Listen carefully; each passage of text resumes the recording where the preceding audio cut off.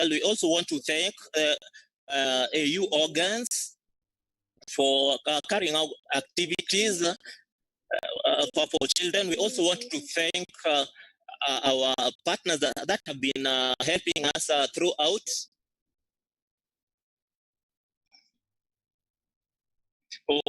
Also, we have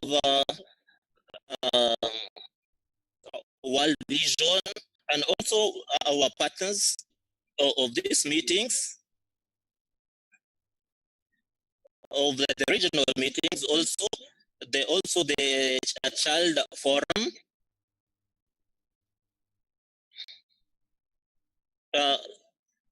Also to thank everyone that have contributed directly and indirectly to be able to realize our mission. I want to thank you very much, and let's continue to talk about the best way to serve and guarantee the realization of the right of the children in this continent. Thank you very much. Thank you very much.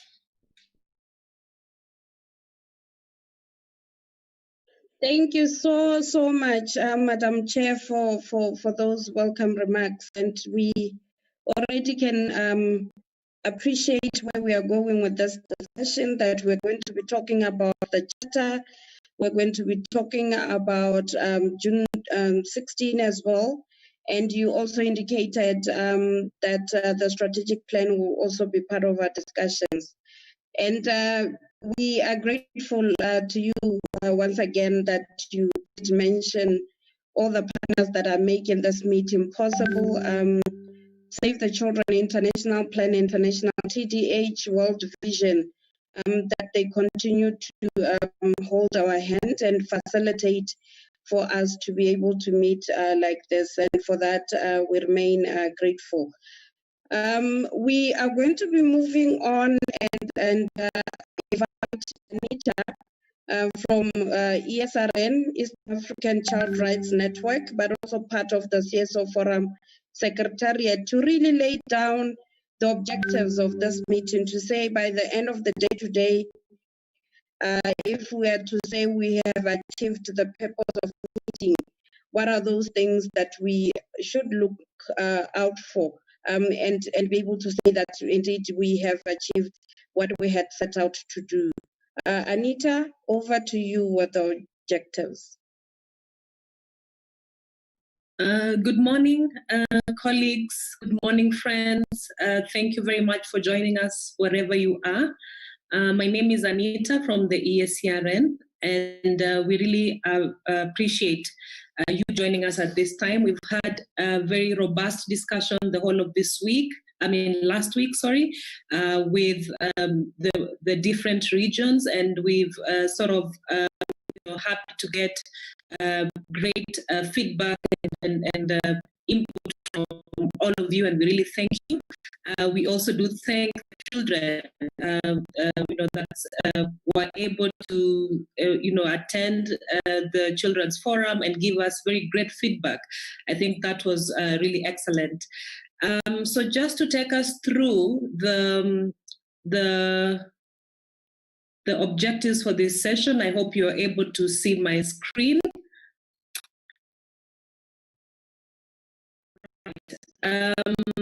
So Jennifer, you can help with scrolling down if possible.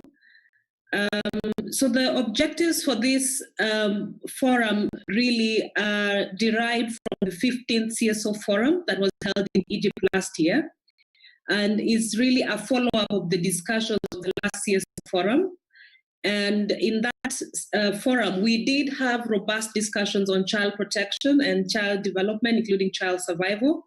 And colleagues reflected on the African child rights instruments and their achievements, including the gap so far and the role that was played by stakeholders. So the objectives for the forum really is derived from the previous discussions, and we and we'll see later what those objectives are.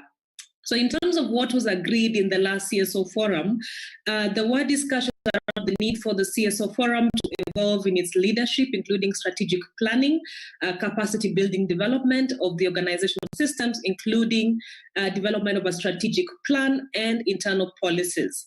So really, colleagues, want the Forum to evolve in terms of its leadership, to be more in terms of its leadership, so that it's more defined in a strategic plan. We also saw, active participation of various CSOs at that forum, who these suggestions. So the 16th forum, we had envisaged that the 16th forum would take place in March this year, in March 21st to 22nd in Addis. And the focus of the forum was going to be on the child rights instruments and frameworks within the AU level, looking at the gaps and successes of these frameworks. Also, we thought that we would aid the CSO Forum mandate to focus on institutional direction as an entity. Of course, these two objectives derive from the 15th CSO Forum. However, you note, colleagues, that because of the coronavirus pandemic, we were not able to hold that forum in March this year as promised. And also, that affected the convening of that forum in Ethiopia. Therefore, it was decided that this year the CSO Forum would take place virtually. And the CSO Forum Secretariat, as well as the Child Focus CSOs and regional networks leadership to facilitate the mobilization and participation of networks and their members. And so far, we've seen very good participation from all the members within the different regions. And therefore, the convenings that we've had so far are based on the regional blocks. So we've had the Southern Africa, we began with the Southern African convening, we went to the Eastern African convening. We were not able to hold the Northern African convening, though we had very great discussions in West Africa, in Central Africa, and of course, the regional convenings were culminated by the children's convening that was held last week. Right, so the aims of these sub-regional meetings really was to address the unique regional issues on thematic areas of the CSO Forum, strategic objectives and policies such as safeguarding, child protection, guidelines, resource mobilization, and registration. And as I alluded to before, we saw very great contribution, on different thematic issues affecting the different regions within Africa. And, we hope that at some point we'll be able to share that feedback with all of us during the course of today. So in terms of the objectives for today, as I said, derived largely from the discussions of the last 15th forum. And the first objective is that we want to map and learn from the CSO's contribution in the response, in safeguarding, in protecting child rights during this COVID-19 health crisis. Indeed, this is, something that is, quite unprecedented during this time. And, CSOs are responding to this issue in their own unique ways, in their own unique contexts. We've also had your feedback on what needs to be done. We've had feedback from children across Africa on what needs to be done to be able to better safeguard them during this COVID-19 health crisis. So we'd really still, in this forum, want to hear, and sort of concretize our engagement or our engagement, particularly around advocacy around children's rights in the COVID-19 crisis. Colleagues, we also want to reflect on the impact of the African Charter in the 30 years and its existence, and including the initiatives that we undertake in the course of, as we celebrate the 30 years. Of course, the charter, is turning 30 this year. We'd like to get feedback from colleagues on what we need to do, what we need to reflect on the charter at 30. What is it that we need to do, to better, to safeguard children better, to improve the frameworks, the legal frameworks within the African Union mechanisms, to be able to better protect children, to be able to better facilitate our advocacy on children's rights.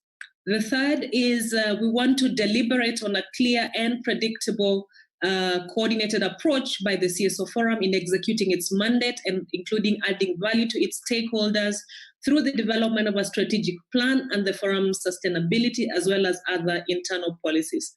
Indeed, as we discussed in the last 15th forum, one of the things that stakeholders made contribution to was with regard to how the strategy, what is it that stakeholders need? What is our added value as stakeholders? What is our strategic plan? How do we sustain our engagement with this forum? Do we have internal policies? So we are assuming, we'd like to hear a bit more into, concrete discussions around the future also of the Cso Forum to be an institution that is better equipped and better equipped to engage advocacy at within the committee with the committee. And last, colleagues, is we also want to map out ways to improve our relations and dialogue between the forum, the management committee of the forum, the secretariat, including members. How do we cooperate with our partners and key stakeholders to effectively deliver on the forum's mandate? So really, our leadership, the management committee, the secretariat, including members, how do we better cooperate and to effectively deliver on the forum's mandate, as my colleague had earlier alluded to. So really, colleagues, these are some of the feedback, the objectives that we want to see today.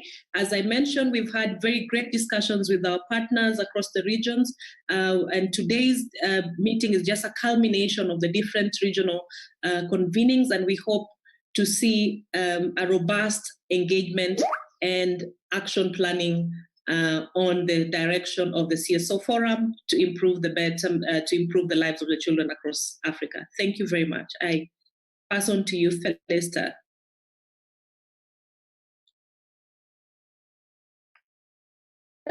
Great. Thank you so much, Anita. Thank you so much for those objectives. And I think now we really do understand, and these are the things that we should be looking out to in terms of whether or not this meeting is going to achieve what we have set out to do as indicated by yourself. I particularly like the area around the discussion of the Charter 30, because ultimately we are structured as the Cso Forum to really support the monitoring of the implementation of the Charter as it is in relation to what the committee is doing at AU, but also at country level. So it will be nice as well to have a robust discussion around the Charter being at 30, what it is that we have been able to achieve. Having said that, I am going to now invite partners to really perhaps speak to us about some of these issues, particularly around where do we see the synergies of where their future directions are in relation to what we need to be doing as civil society organization vis-a-vis the Charter and the general issues around children's rights in this continent. And to start us off with that, we are going to call our partner from Save the Children. No, we will start off with the committee itself. So I'm going to call to the podium or not the podium. We are going to invite Judge Maria from the African Committee of Experts on the Rights and the Welfare of the Child, perhaps to speak to us this morning about general issues in relation to our mandated civil society organizations to that of the committee. Judge Maria, the time is yours.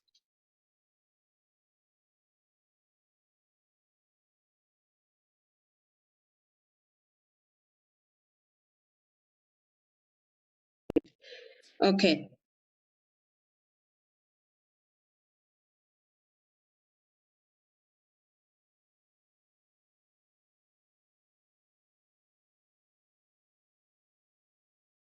And I hope as she joins in that everyone is now sorted in terms of language. We had seen people saying that they couldn't hear.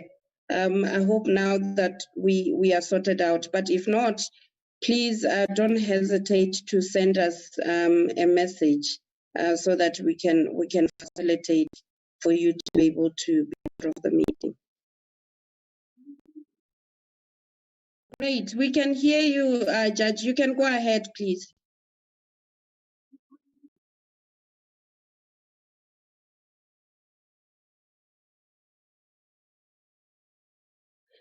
If yes. Oh, I was going to say, if it's possible, please put on the camera, but I see you are right there. Thank you so much. Okay. I'm really delighted on behalf of the committee to be sharing this message of solidarity out there. And I'd like to start by thanking the Civil Society Forum on the African Charter on the Rights and Welfare of the Child for not only organizing the 16th session, the Cso Forum, but also ensuring that it has been translated into different languages and thereby enabling a wider participation across the African continent. I know that it is a very difficult time that we're living in because we're in an unprecedented situation, as the previous speakers have said, where as a continent we're grappling this very difficult disease, COVID-19, and also how it is impacting our everyday lives and our inability to meet. But thankfully, through this webinar, we are trying to see how life can still go on under very difficult circumstances. Having said that, the committee started the year on a very high note, but unfortunately, because of the circumstances, most of what we have been doing in the background has not really been seen, but that is not to say that we have not been doing anything at all. And in particular, this year we celebrate the 30th anniversary of the African Charter on African Charter on the Rights and Welfare of the Child. So it's very important that we start planning on how this monumental occasion will be celebrated, even if we are not meeting in person. But also, this is what I see when you talked about the general points that the Civil Society Forum can start working around, even if it is through webinar communication. I would also like to say that the children of Africa have not been spared, obviously, because they have been disadvantaged in many ways. Some of them have been sick. Some of their parents have lost opportunities. Some of them are now desperate. And those who are particularly affected by conflict are most vulnerable as compared to the others. So in this regard, what the committee did was to develop guidelines which were disseminated on COVID-19, on the COVID-19 as a response to what African governments can invest in it. And the first clarion call in the civil society organizations would be to call on you to popularize the guide note among the relevant stakeholders and to ensure that it is implemented. Despite the difficult circumstances, we as the committee truly appreciate the work of the Civil Society Forum. And in doing so, we call upon you to be very active in commemorating the 30th anniversary on the adoption of the Charter. In this regard, we hope that you will take various activities aimed at enhancing and popularizing the Charter, and also to see how you reflect on what you think has been the achievement of the Charter ever since it had come into force. More particularly, we hope that you will deal with emerging issues such as climate change, terrorism, radicalization of youth and children, increasing migration, and the ever-growing presence of information technology, as well as children who are not with parental care. We hope that as we partner with you in this process, we will see unwavering support towards the continued enhancement of children's rights in Africa. On 18th June, we mark the Day of the African Child. While originally founded on the pain of the apartheid, this day has evolved to a time where, as African states, we all reflect, African states, African partners, and African citizens, we reflect on it. This year, the focus is on the Day of the African Child will be commemorated under the theme, Access to Child-Friendly Justice System in Africa. And we hope that as we commemorate this day, we will make sure through you, our partners, that justice is given a center stage in terms of children's access to justice beyond the court system, and ensure that what we do in administering justice emphasizes on the best interests of the child. I'd like to reiterate that your complementary role in our work as a committee cannot be overemphasized. And in this regard, I commend you for your long-standing commitment to the cause of advancing children's rights in Africa. And I'd like to call upon each and every one of you to use your mandates with the committee to reassure us on how you can continue spending your energies and your talents in promoting the best interests of the child in Africa. One of the ways in which that the committee sees a complementary role is after its concluding observations are made, how you can try and popularize this within the member states so that states can be encouraged to implement them. Lastly, you can all see that this is my first time on Zoom or a webinar, so please forgive me if I did not have enough eye contact with you, but I think the message is spread to say that the committee is extremely delighted to be part of this forum, and we thank you for organizing it even under very difficult circumstances. It's not easy to speak to yourself, as I'm doing now, and we all, as we move forward, we will find a way of living under the new normal and possibly meeting again, and also making sure that those things that have prevented us from going ahead to organize ourselves as if we meetings or as if we interact do not stop the new that we can build around, including Zoom. I wish you all, and including myself, fruitful deliberations. This really looks like it's going to be a very successful meeting. And yes, let us continue what we do best, and that is putting the African child first in everything that we do. I thank you.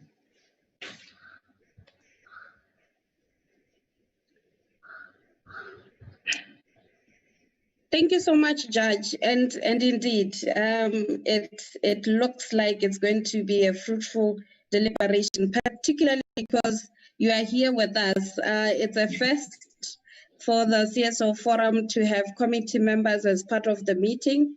Usually we meet and then we engage with you later on. So today we are very privileged that you could join us. So indeed, it's going to be a fruitful meeting where we are going to be deliberating on the issues.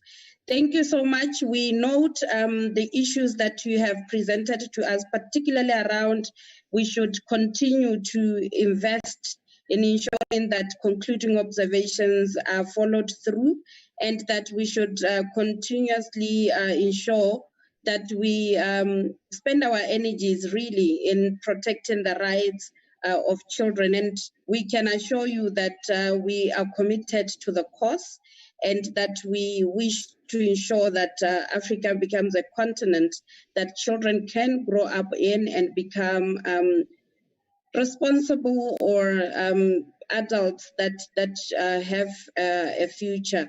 So thank you so much, Judge. And with having said that, perhaps because we have so many people that are experiencing technology challenges, I ask Jennifer to get back and just once more indicate what needs to be done when you are switching between languages and all of those. Jennifer, just 2 seconds, take participants through what we need to be doing in order for us to really fully be in the meeting. Thanks. Thank you, Lee. I will just realize a few of us joined in late after we had talked about what needs to be done. So at the bottom of your screen, you will see a globe icon. So please, that's where you can be able to get your translation. And if you're an Arabic speaker, we have an Arabic translation that is going on simultaneously right now. So I want to project the different languages so that you can be able to see.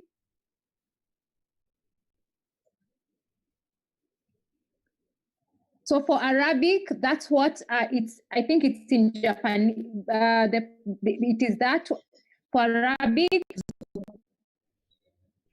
I'm going to leave it just for a few minutes for them to read. So you start with that. Can they hear me? Can they hear me? So for French.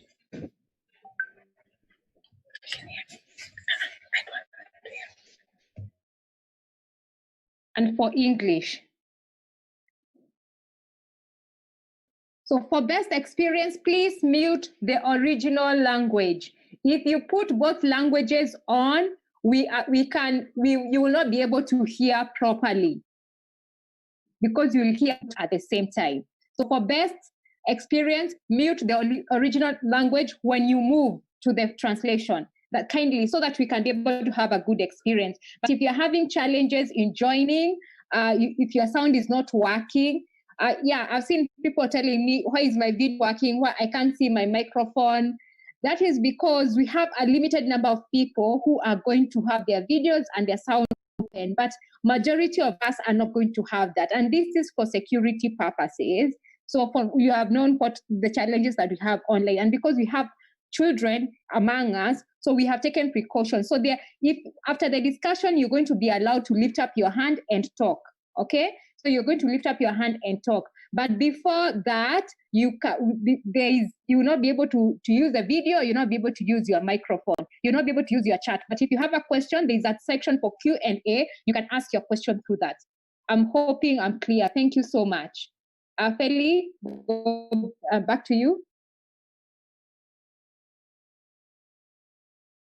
Thank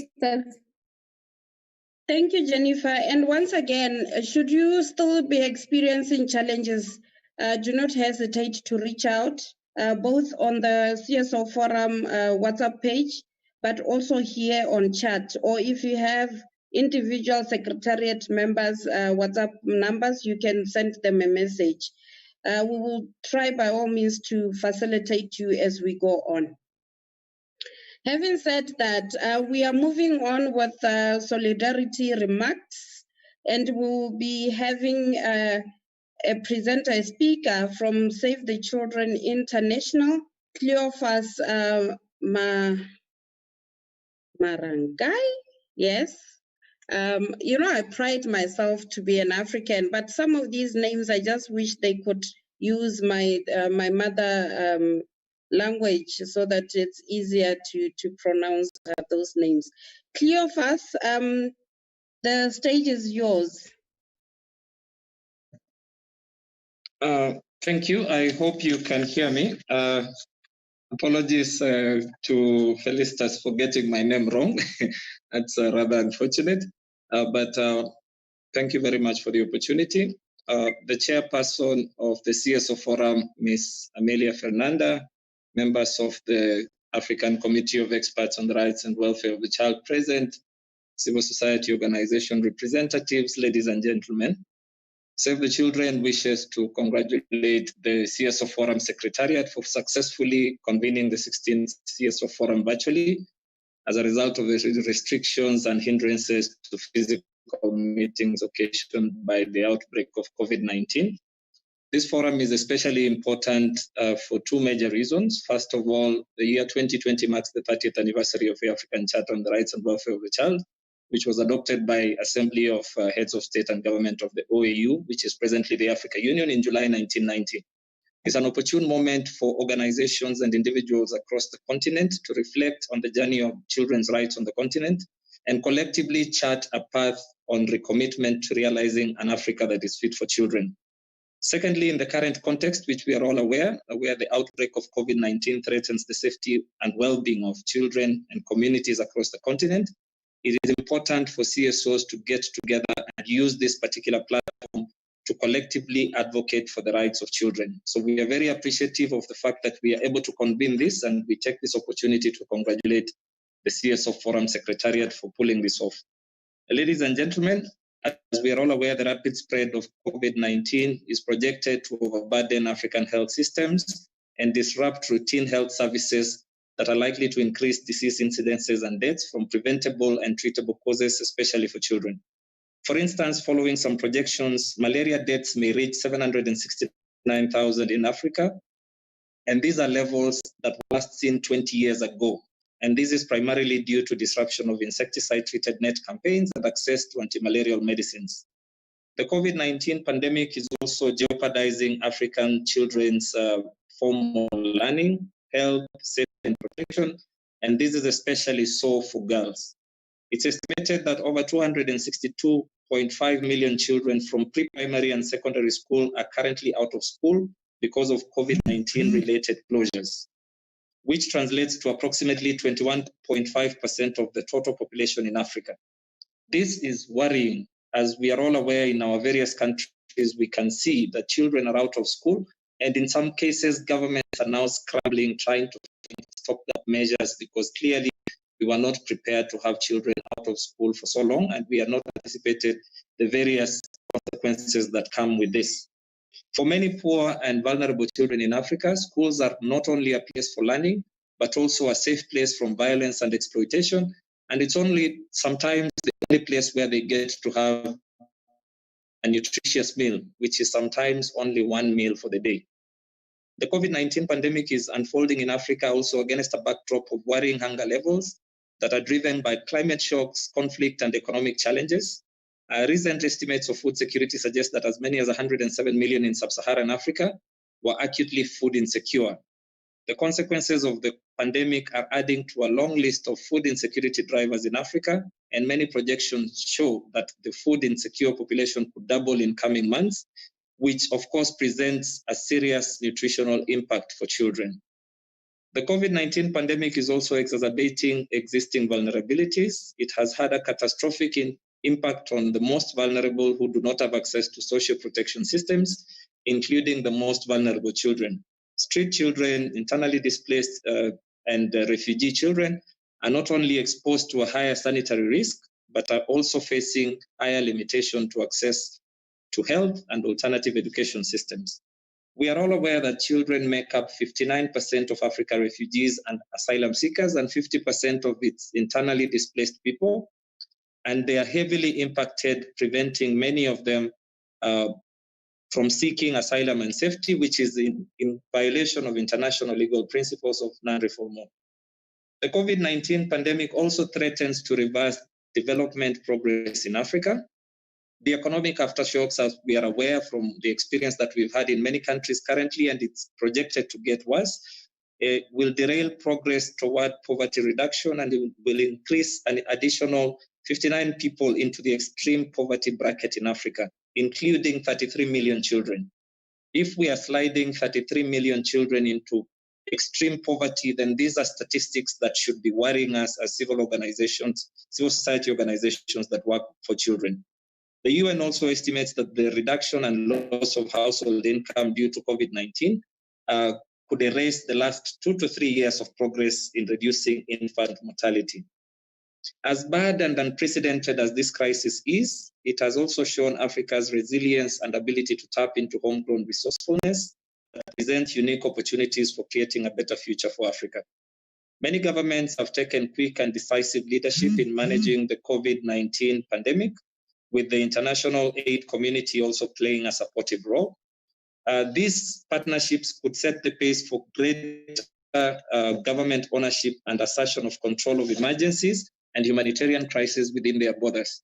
Some governments have accelerated adoption of technology and multimedia platforms for learning. In the future, it provides a means of widening participation to population segments that have traditionally been excluded from learning, such as children in hard-to-reach areas and children living with disabilities. Save the Children has developed a Pan-African policy paper on the effects of COVID-19 on children, and we want to make the following recommendations as various CSOs engage with the African Union through the African Committee today. First of all, we have to find ways to preserve children's rights during the COVID-19 pandemic through guaranteeing access to quality education, health, protection services, and other rights as set out in the African Charter as well as the UNCRC. We need to ensure that each response plan at country level, at continental level, is driven by the best interest of the child and do no harm principles. And this is in line with the African Charter as well. We have to recognize and integrate in our response plans the specific needs of the most vulnerable, including girls, as a central element to the continental and national responses. In responding to the long-term needs of children through development and implementation of social protection mechanisms and policies, we have to make sure that we protect children and families from any future shocks through putting in place comprehensive social protection mechanisms and policies at national level. We also need to ensure that children have real and safe opportunities to have their voices heard and influence COVID-19 decision-making. This policy paper will be launched on the 8th of June during a high-level virtual dialogue between children and policymakers from 3 to 4:30 p.m. East African time, and we are hoping that you will respond to our invitation for you to attend this event, which will be open to all of us. Finally, I would like to reaffirm the commitment of Save the Children to the Cso Forum. As Felicitas pointed out, we have been partners. We've partners through this journey together for quite some time. And at this particular moment, we need each other more than ever because the safety, the well-being of our children is threatened by a global pandemic. We need to come together, have robust discussions about how we are going to proceed with our various interventions and to ensure that we keep our children at the center of all our interventions. We look forward to meaningful engagement today with all the civil society and the government and the African Union actors. And we wish you fruitful deliberations as we seek to bring about lasting change for children. Thank you very much.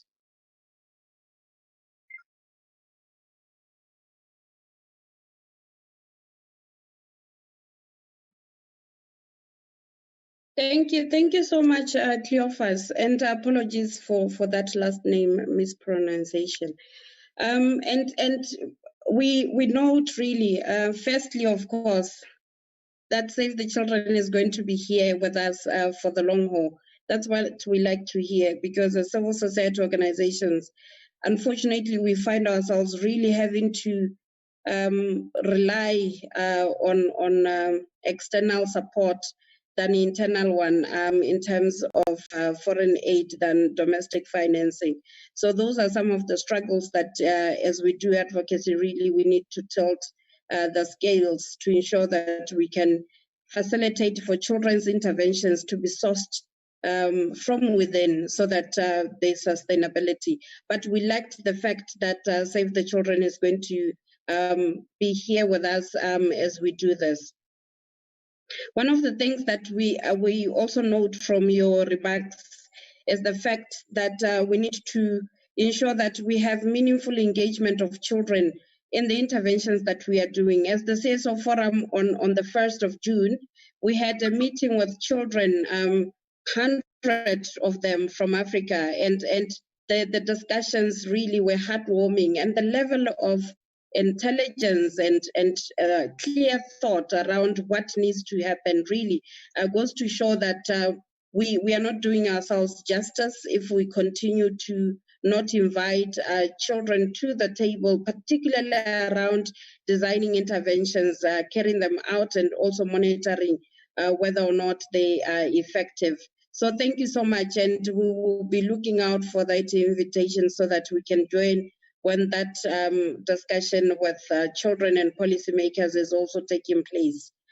Having said that, we want to move on to the next speaker, who is going to be coming from Plan International, and Mr. Samuel Nogan will be leading us with that Plan International presentation. Thank you so much, Sam, and the floor is yours.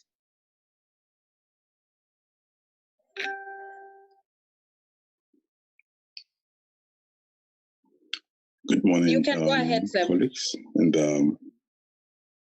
okay, thank you very much. I would like to start by acknowledging the great work that has been done by the Cso Forum, and especially to congratulate you on the 16th Cso Forum, which by all standards have been one of the most successful, considering the difficult times in which we are.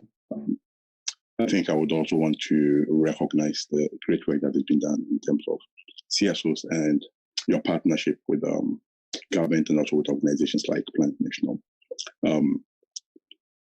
When we started the year, the AU had a team, and the team was on silencing the gun.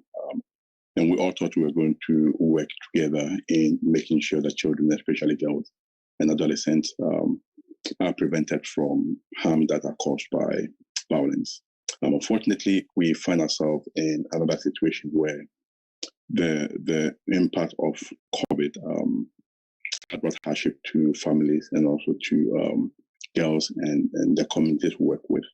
It has been unprecedented, as others have already said, and I think the challenge we find ourselves is one that needs a lot of innovation, but also a lot of cooperation amongst organizations and groups that work with children, and particularly with girls. Now, a couple of things that have happened. One of it has been around government lockdowns, and which have resulted in loss of income, loss of livelihood. Case students have all been restricted to staying home. And as a result of that, we are seeing unprecedented cases of gender-based violence and also abuses. And I think this is where we believe that Plan, together with CSOs and government, have a renewed role to play in making sure that we are putting in mechanisms that are able to address the challenges facing families and girls. We also do recognize that governments have put in a lot of responses to be able to address this pandemic. But by all standards, we also do recognize that the burden of disease, the burden of COVID, and the burden of the development trajectory that we find ourselves in have not been able to match up to the challenges that we have. And so Plan believes that groups like Cso Forums have a key role to play in supporting government efforts in addressing the challenges facing children. I would want to particularly mention the challenges around children education, access to education, and also access to sexual and reproductive health rights, which, because government is shifting resources to other places, have brought about hardship to children. Now, Plan International would continue to support the work being done across board, and especially the work of civil society organizations. We do recognize that development has to be led, and development has to be anchored in the role that civil societies play. And as I said earlier on, we also believe that we need to be innovative, especially in these times that physical meetings have not been possible. Now, we keep talking about shrinking spaces of civil society.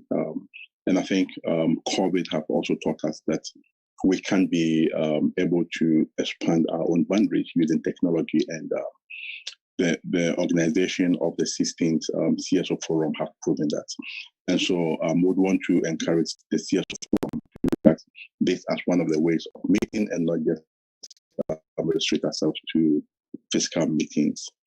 Now, plan do recognize that the times in which we are would need all of us to working together, and so we'll continue to support the role of civil society organizations, and especially as Civil Society Forum.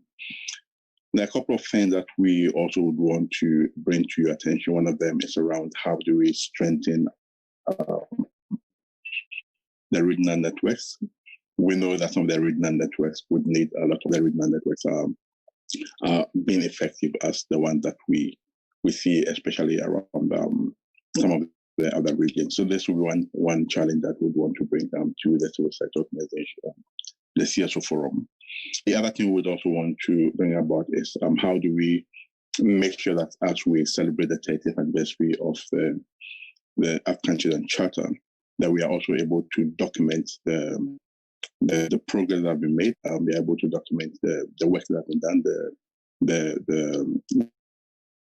the effectiveness of the charter in making that children's rights are being respected, but also what are the gaps that we can support in filling. I believe that we have a role to play, and especially as we head into the celebration of the charter, that would be able to stand by children, stand by their families, stand by society, stand by government, to project Africa as a continent where we are able to do things on our own. I think we have what it takes as the continent to be able to deliver on our own mandate. And so together with all our partners, we would want to reiterate that plan would continue to support the Cso Forum, will continue to stand by you. But above all, we would want to also say that in whatever situation we find ourselves in, that we should be able to protect for the right of children. As you continue your celebration, we wish you well, and also whatever it takes for us to be able to stand as a continent to address the challenges facing children. Plan would continue to stand by you to support and work along with you. So thank you very much for the celebration.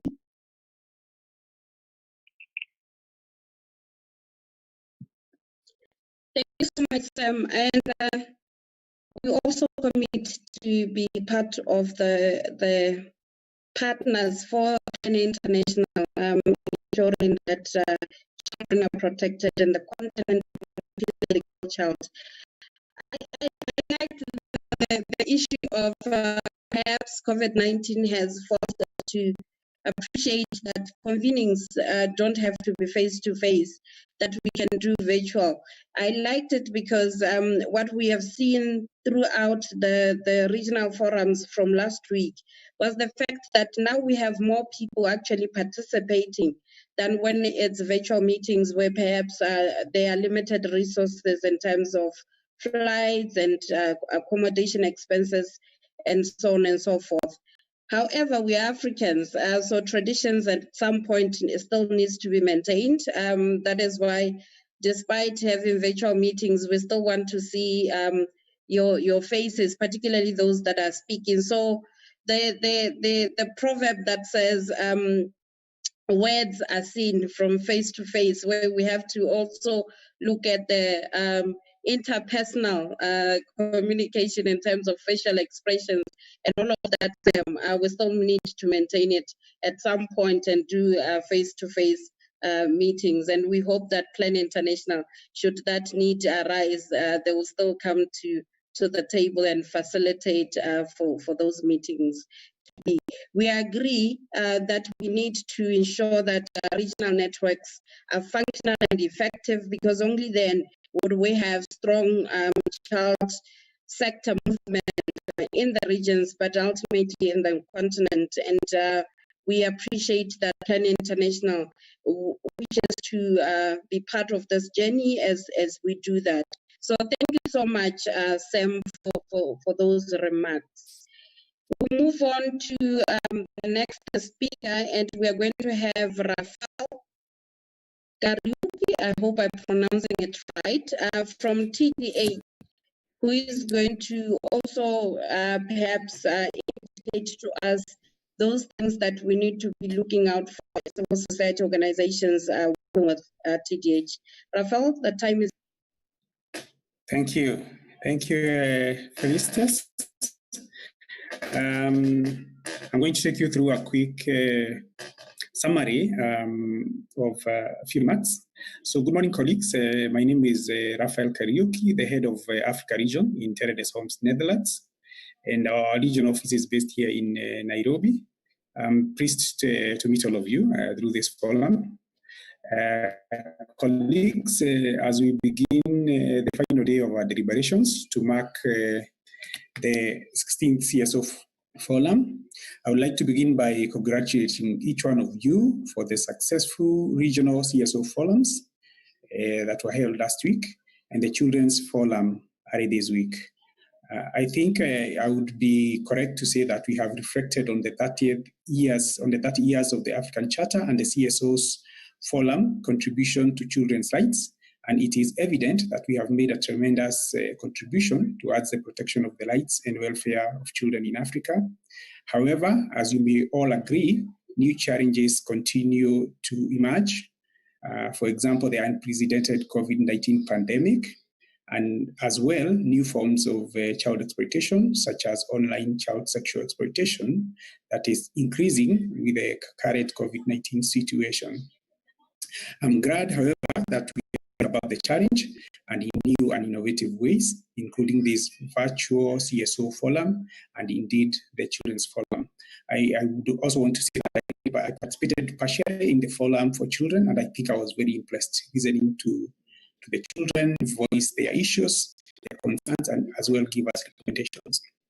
Now, as we conclude the 16th CSO Forum today, and as TDH, we look forward to an outcome statement that challenges key stakeholders, including the African Union structures, to prioritize the safeguard and protection of children's rights and welfare during and after this pandemic.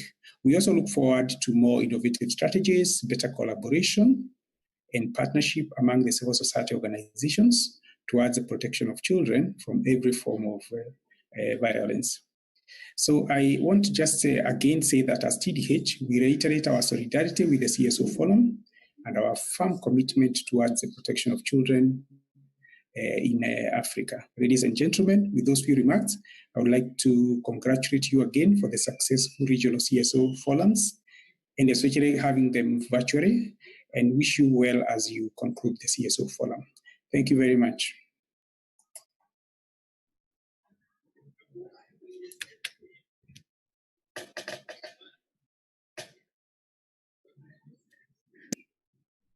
Thank you so much, Rafael. And it's good to know that TDH is also here to support us. We don't want to lose any partner, particularly partners that can facilitate for our work to be easier and for us to be able to deliver on our mandate. So thank you so much. Thank you too. Thank you. Having said that, we will move on to the next presenter, and she's coming from World Vision, Vian Dong. If you can also take us through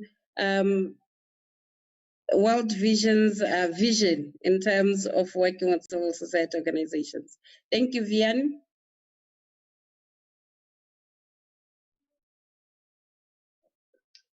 Hi, Felicitas, and then hi, everyone. I hope you can hear me.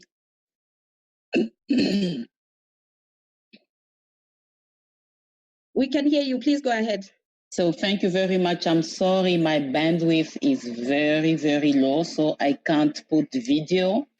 Maybe next time. So thank you for giving World Vision this opportunity to attend the Civil Society Forum.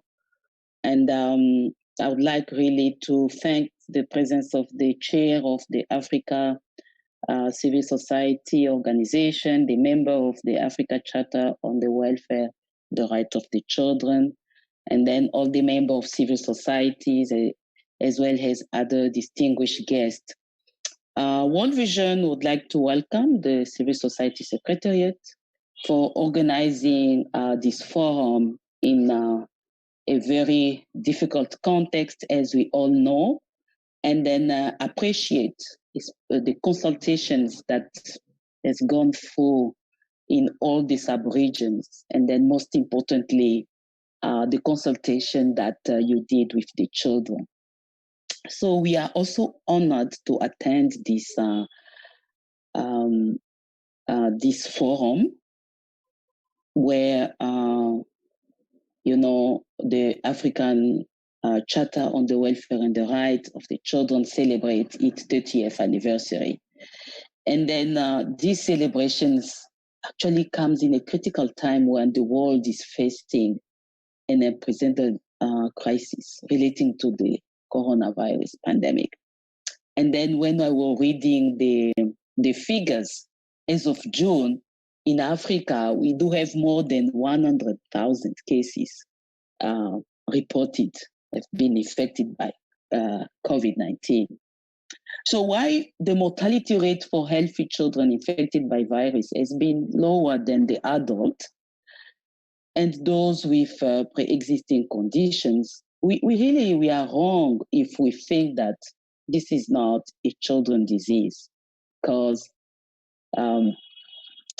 COVID-19 poses a grave threat to the world children. So experience tells us that when epidemics overlap health system, the impact on children is deadly.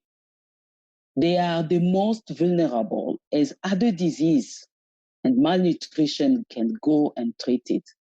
This is one of the statements that was given by our CEO. So the coronavirus comes on the top of existing issues in Africa, such as recurrent drought, torrential flood, locusts, invasions, all destroying crop and livelihood. So the response work includes preventing loss of progress that has already made toward the Africa Union Agenda 2063, or again the Agenda 2040 for the children's rights, as well as the Global Sustainable Development Goals. So World Vision has recently released a report on COVID-19, which is called Aftershock Report, outlining the impact on the children. This is indeed, we have said, this is a really perfect storm where 1 million more children at risk of violence under lockdown would experience again a lot of threat. So some of the key findings from this report, and then I'm happy to share that report at the end of, I can share with you, Felicitas, and then you can share with everyone the link. So up to 80 million more girls and boys worldwide may be exposed to physical, sexual, and emotional violence over 3 months as a result of COVID-19 quarantine. All the children, we are under partial or total lockdown. And then this is what we think. And then World Vision believes many of 13 million extra child marriage predicted by UNFPA will occur in the years immediately following the crisis, with at least 4 million more girls married in the next 2 years. So this is the situation. And then as we are having this forum, we are really concerned about the impact of the COVID-19 health and the risk that is posed on already stretched basic social services and pre-existing high level of food insecurity and malnutrition. This has already been said by other colleagues. And especially those children who are living, the refugees, the internal displaced population. World Vision is also concerned with the increased incidence of violence against the children in the midst of COVID pandemic, and warns of the long-term, especially the long-term risk and increased child marriage and labor. So as Africa is celebrating the 30th anniversary of the Charter, let us remember all the commitment that the member of state has made toward the children. I know almost 80% of the member of state countries have ratified the charter, the charter on the right of the children. So this is time for us to really monitor the progress of the implementation of the charter. This is the time to celebrate what we have been able to achieve, but also, most importantly, set up strategy to address the gap. So it is not a one person or one organization response. All the players, including, at African Union, the Charter, the committee, the civil society, including organizations, international organization, UN. So it is not a one person or one organization response. It should take all of us to respond to this, especially in Africa, when those children living in the communities already are in such very challenging conditions, being impacted by malaria, by HIV, and then others. So as we are working on addressing child rights issues, it is critical that all of us act now to prevent and respond to the violence against children as part of our COVID-19. And I think all of us were looking that the COVID-19 impact will not end into the next 1 or 2 years. It will have really big impact in the next 3 years.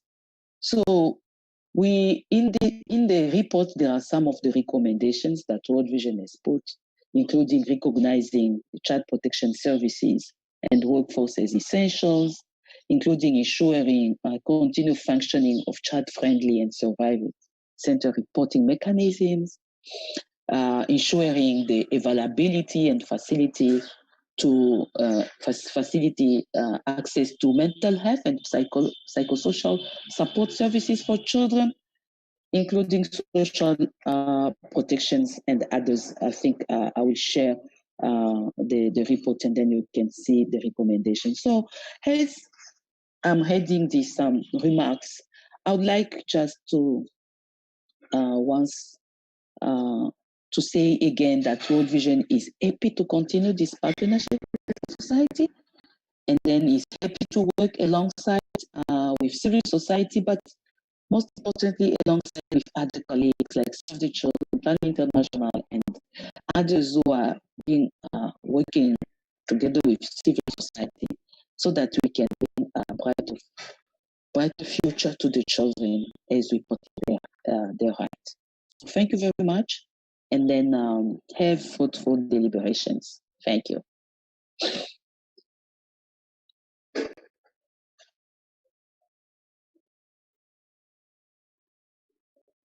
Thank you so much, Vianney. And yes, we look forward to engaging with that report so that we can utilize the findings in the report.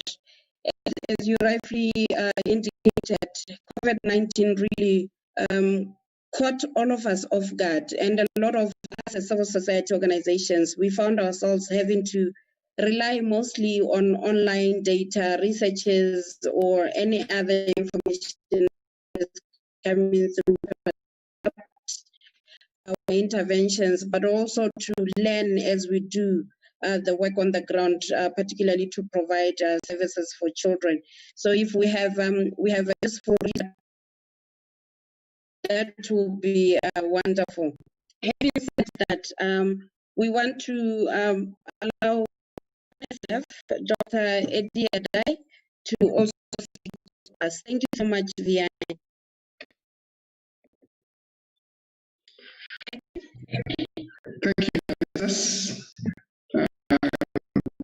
And good morning to my friends and colleagues. As your protocols to be observed. Let me first appreciate organizations for their presence as their continental reach.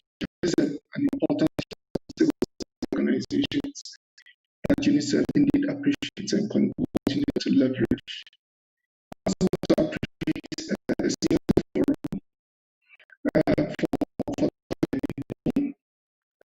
COVID is calling on all of us to adapt our way of working in order to be more relevant. And civil society, the Cso Forum has shown agility, ability to innovate, and in reality, their progressiveness in pulling together the 16th CSO Forum. Let me congratulate you for that. Let me congratulate you for being inclusive in your approach, comprehensive and substantive. For me, it's an indication of our collective commitment and your collective commitment to work together to advance child rights in Africa, whatever the context and whatever the circumstance. I also want to thank you personally for inviting me and for inviting UNICEF to be part of this conversation, and you invited us to be part of all the consultations. Thank you very much. You can continue to count on me personally as a partner in our fight to make Africa a better place for our children. 30 years after the CRC and the African Charter, I believe there's a lot for us to celebrate. Our core mandate of keeping children healthy, keeping children safe, keeping children learning, and providing children a safe and healthy environment to live in. Relevant as it was, remains relevant now as it was 30 years ago and before. We have to celebrate the reductions that we are experiencing in child mortality. We have to celebrate that never before have we seen so many children in school. We have to celebrate the reducing parity, the reducing gender parity that we are experiencing on our continent. Yet, you'd agree with me that there's still a lot more to do for us, our children, our continent. Too many children are still living on the streets without adequate parental care and with little or no hope of making important and significant contributions to the Africa we want. Too many children are still dying and indeed mothers are still dying from preventable, avoidable, and treatable causes. Too many children are still out of school and not acquiring the minimum proficiencies for the world of work. Too many children are still being married, violated, and working when they should be in school. And a lot of children are still experiencing violence, exploitation, and abuse. The context of childhood is also changing. Urbanization is disrupting traditional family structures. Access to technology and internet is changing the ways we live, work, and sometimes even the way we worship. COVID is a testament to that. Climate change is leading to floods, droughts, and huge movement of population and hunger. Conflicts are affecting our schools, our communities, and our households. They're leading to movements and disrupting families and disrupting livelihoods. And a new trend, or a trend that we should expect as we look into the future, is public health emergencies such as COVID. This is likely to be with us as we look into the future. All this means that even though childhood is changing, child rights are not changing. Child rights remain relevant and important even within this changing context. For me, all this means that our work on child rights should be about giving hope to our children, to people, to our communities, to our countries, and to our continent. Without advancing child rights in Africa, there's no way we can achieve an integrated, safe, and prosperous Africa where development is driven by its own people, as envisaged in 2063. And good childhood is a necessary foundational issue for development. This means children cannot wait and should not wait. We need to bring up our children in a way that ensures that they do not spend the rest of their lives recovering from deprivations and trauma of childhood and of failures of adult duty bearers. Too many people living with trauma.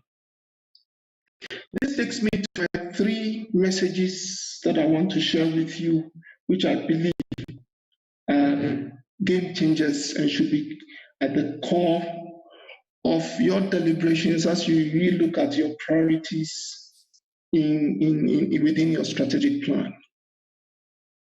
The first is family care. The second is education. And the third is safety. These 3 elements, I hope you reflect on them throughout this meeting and beyond. Family care. For me, family is not only an important thing, it is everything. Happiness is homemade. Children deserve to live in a safe environment with families. They deserve to be with their families. And our role should be on supporting children to live with their families and to grow with love. Unfortunately, family structures are being disrupted and the roles of families are changing. Hope to our children requires that we support families to care for their children.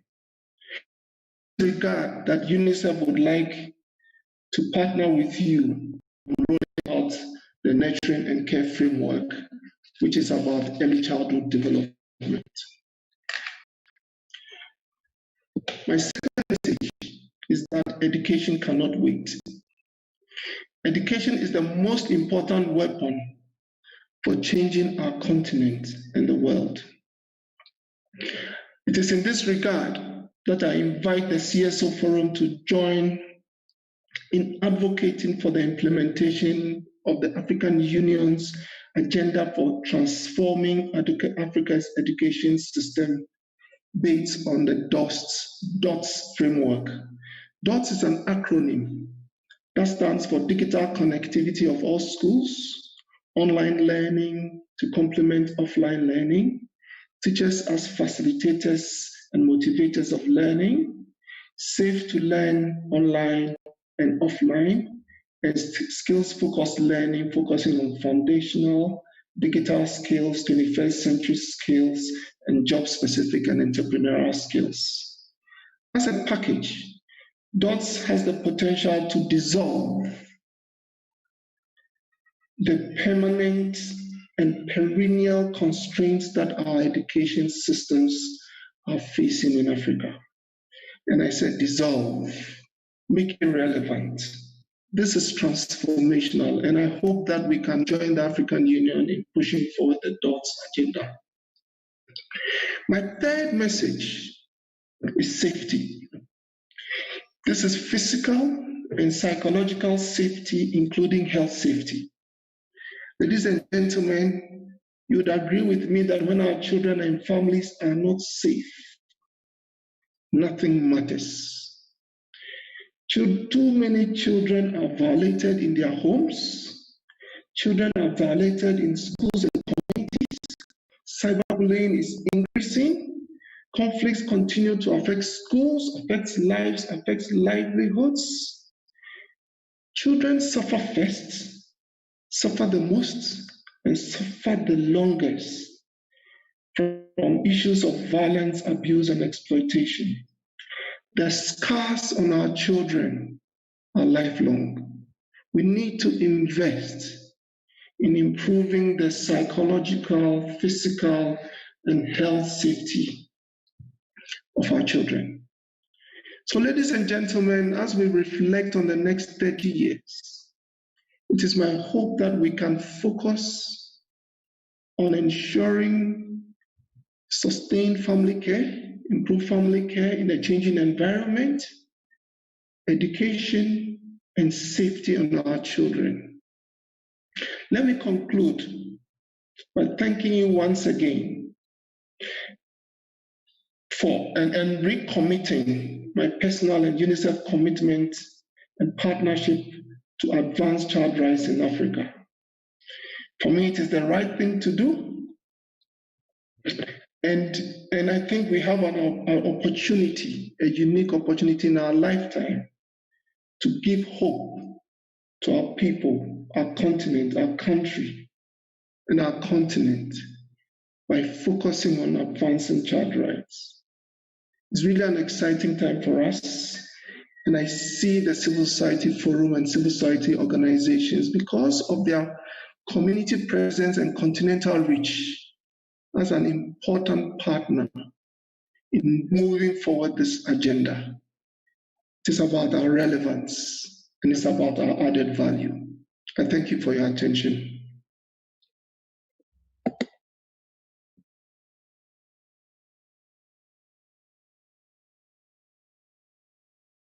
Thank you so much, Dr. Adai. And we are also excited about UNICEF being part of the stakeholders and the partners that we're going to be working with from here going forward, because we recognize the wealth of information you have, particularly around the different researches and the different best practices that are derived from different countries.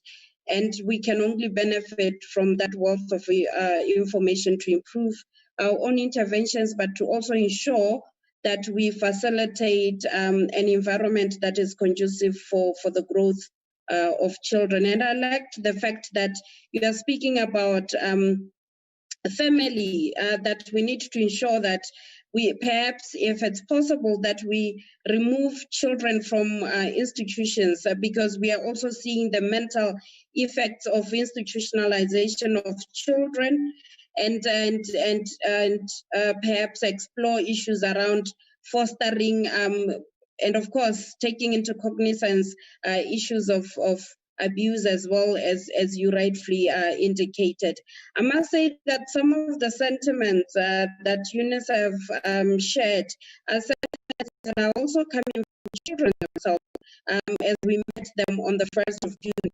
And as we shared the report, you also see that these are some of the issues that they really are becoming at the center of what they think we should be doing as civil society organizations, but also as partners that are working in the child rights sector, as well as governments, to facilitate a conducive environment that they can grow up in.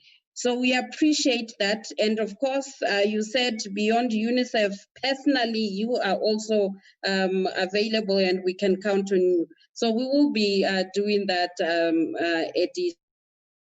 So thank you so much. Colleagues, we have come to the end of that session on solidarity remarks. We will be moving on to the last session before we can allow you 5 minutes to stretch or to make sure that you have a connection and you can move your gadgets to power, so on and so forth. The next session, we are going to be looking into the feedback. As you heard from Anita and as we have the various presenters, we had a meeting, we had series of meetings as a precursor to this meeting, where we felt that perhaps because we are meeting virtually, we should perhaps start at regions and speak to regions and see what else we can garner from regions, particularly around the Charter at 30, and as well as discuss civil society interventions in relation to COVID-19. And last week, the whole of last week, we had meetings with with various regions. We started in Southern Africa on a Monday, the 25th, and then we moved to Eastern Africa, and then we went to Central Africa, and then we finalized those meetings with West Africa. Unfortunately, we couldn't meet with North Africa because of logistical challenges. But we also met with children on the 1st of June, as we have already indicated. And here we are just sharing some of the points that came out of that meeting in summary, and we hope that we can do it in the next 5 minutes.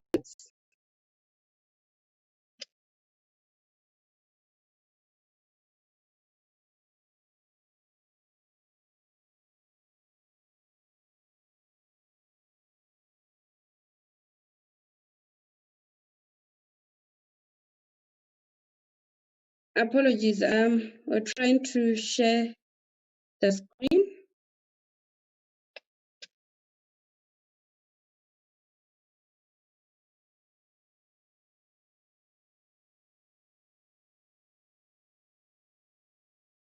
Okay, the presentation had started off with just facilitating understanding of who the Cso Forum is, but I feel that the presenters have already alluded to that, particularly around what our mandate is.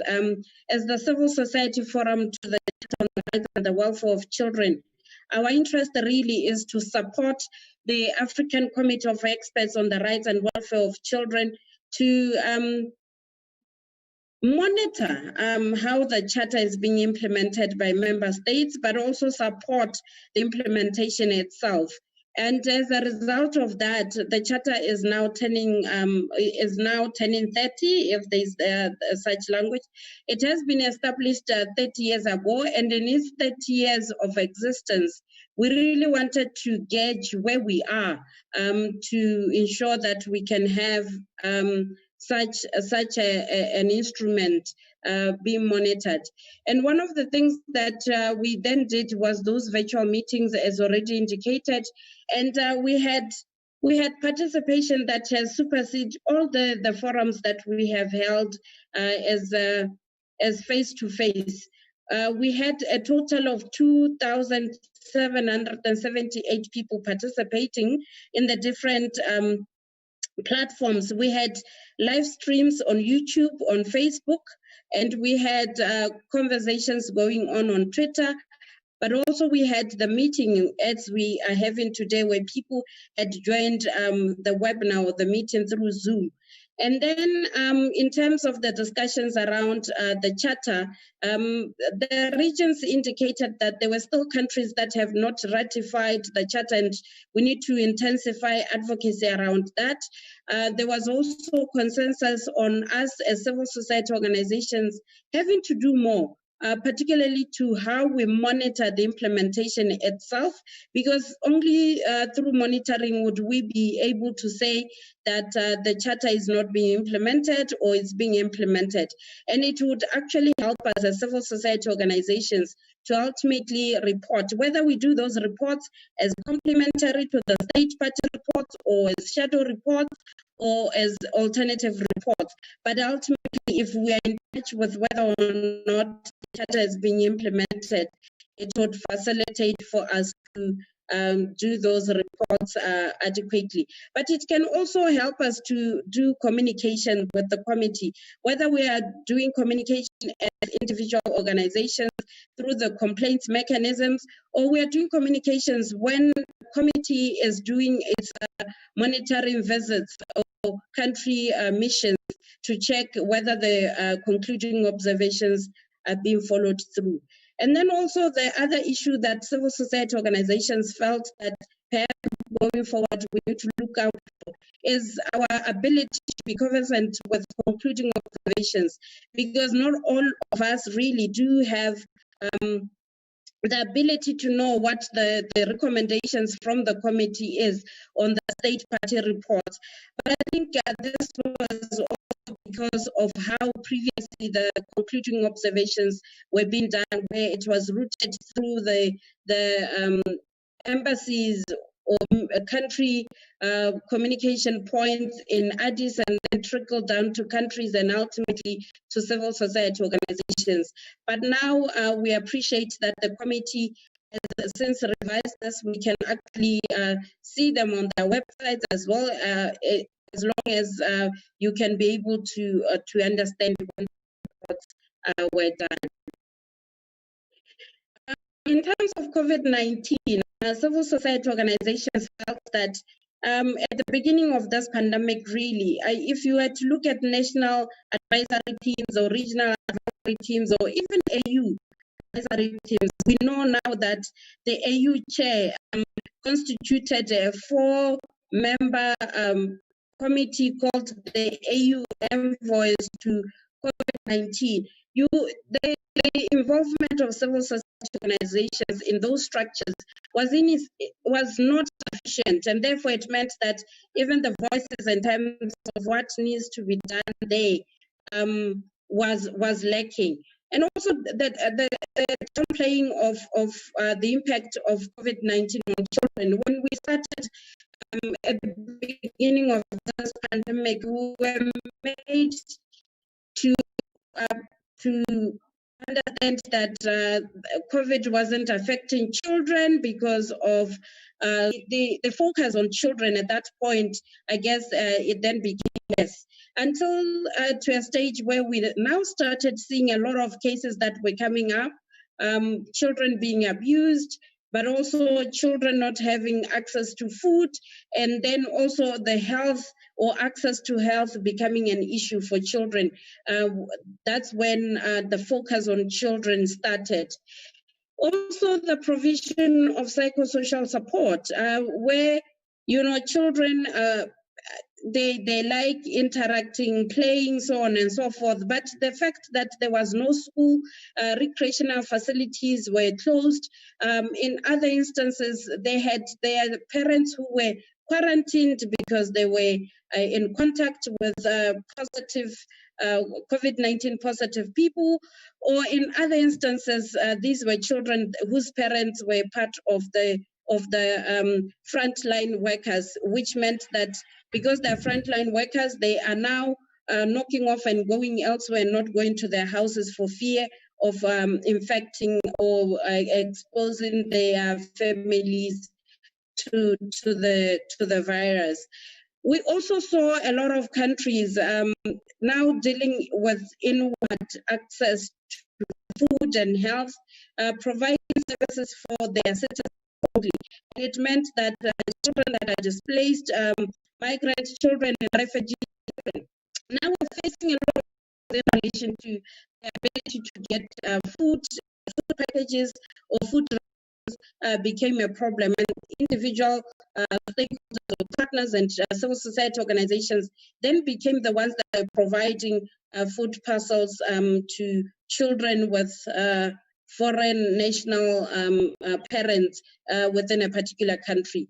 The other issue that civil society organizations felt was perhaps problematic within COVID-19 response was the coordination of civil society interventions, or even reporting on these. Would appreciate that even when countries are reporting on what has been done, most of them are government focused provisions by government or interventions by government, and none of those were being reported as coming from civil society organizations. And that became a challenge in terms of where do we find a central point where we can report all the interventions that we are providing as civil society organizations. Lastly, we had a meeting with children on Monday, the 1st of June, and what they were saying to us was that they are worried about their education, particularly about catching up with the curriculum and using that against the exams or the tests, but also that many schools had started virtual learning, but there were challenges there because you have to have the gadgets You have to have either a phone, tablet, smartphone, or a tablet, or a laptop, computer that you can utilize. You also have to have internet.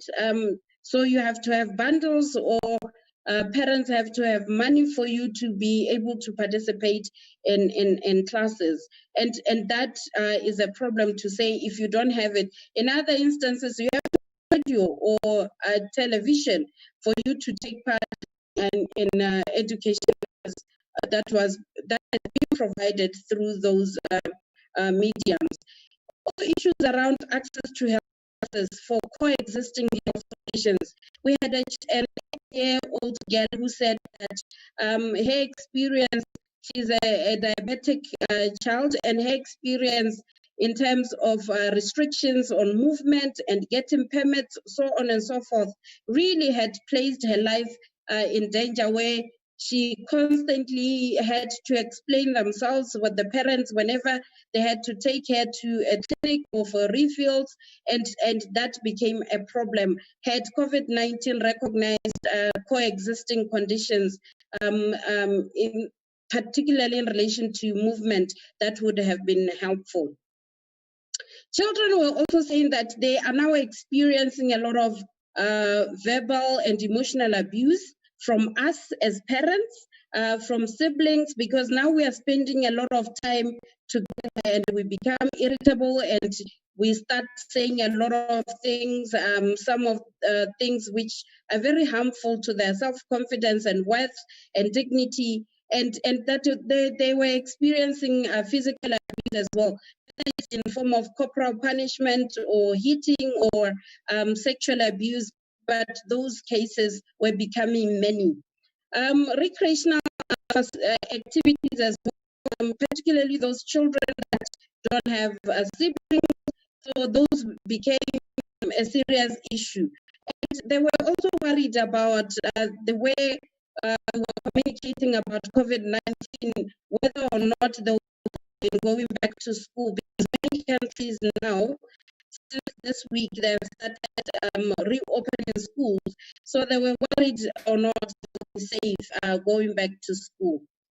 Lastly, children said that as civil society organizations and all stakeholders, really, we need to make sure that they're involved in decision-making processes. And that during this COVID-19, civil society organizations, we need to be targeting rural areas for our interventions. We need to be targeting vulnerable children, those that are in institutions, refugee, displaced, migrant children, and also street children, and make sure that also poor communities are targeted with COVID-19 education, as well as PPEs, the protective equipment for them to protect themselves against COVID-19.